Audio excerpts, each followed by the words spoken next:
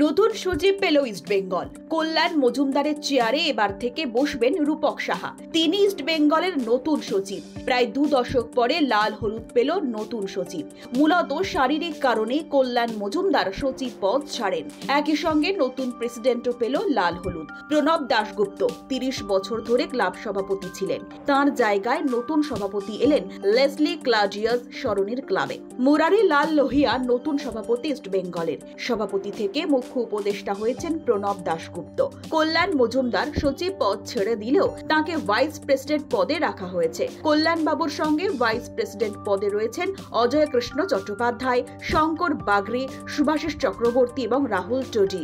এদের ক্লাবের নতুন সচিব রূপক সাহা বলেন, শতাব্দী প্রাচীন ইস্টবেঙ্গল ক্লাবের নবনির্বাচিত কার্যকরী সমিতির প্রথম সভা ছিল আজ। এই সভায় ক্লাব পরিচালনের জন্য যে নতুন কমিটি তৈরি হয়েছে, ক্লাবের সর্বাঙ্গীন উন্নতির জন্য প্রয়াস চালানোর বিষয়ে তারা বদ্ধপরিকর।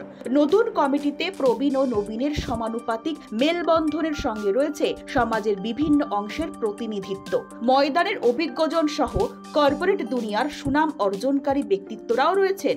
এই সঠিক ভারসাম্যযুক্ত কমিটির মিলিত অভিজ্ঞতাই বর্তমান চাহিদার সঙ্গে সমন্বয় রেখে ইস্টবেঙ্গলকে সঠিক দিশা দেখাতে পারবে বলেই মনে করেন নতুন সচিব রূপক সাহা।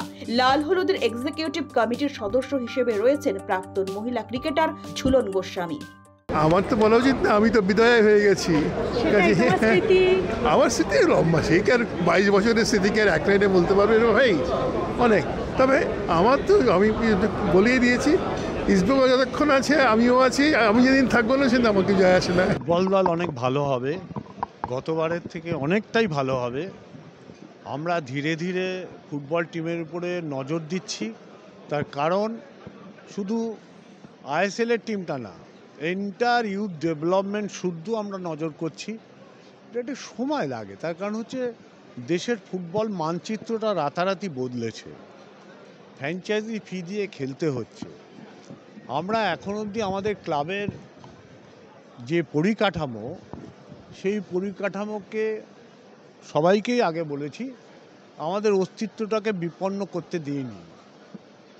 এই অস্তিত্বটাকে রেখে পরিকাঠামো, ফিনান্সিয়াল পরিকাঠামোটা কত তাড়াতাড়ি মজবুত করা যায় তার চেষ্টায় আছি আমরা। এই বছর অনেকটাই করব বলে আশাবাদী। সামনের বার বাকি যতটুকু থাকবে সেটা পূরণ করব। অ্যাজ এ টিম আমরা নিশ্চয়ই চেষ্টা করব ওই জায়গায় পৌঁছাতে যে টিমটা বাঁধন হয়েছে। অনেক সময় কি বেটার টিমও সাফল্য পায় না। আমাদের টার্গেটটা থাকবে সুপার 6-এ যাওয়া, সেমিফাইনাল খেলা, এই সেমিফাইনাল থেকে ফাইনালে যাওয়া, ফাইনালে গিয়ে চ্যাম্পিয়ন হওয়া, অবশ্যই সেই টার্গেট থাকবে। কিন্তু টিমের যে ব্যালেন্স, যেমন বোম্বে, আদার কিছু টিম, তারা অনেক আগের থেকে প্রিপারেশান নিয়ে টিম করছে। আজকে অনেকে বলছে অমুক টিমটা অমুক করছে, অমুক টিমটা। আরে প্রত্যেকটা টিম তো 8-10 বছর ধরে আছে। আমরা তো সবে জয়েন করেছি। আমাদের পড়শি ক্লাব তো আর একটা ক্লাবের সাথে জয়েন করেছে, তাদের পরিকাঠামো নিয়ে চলছে।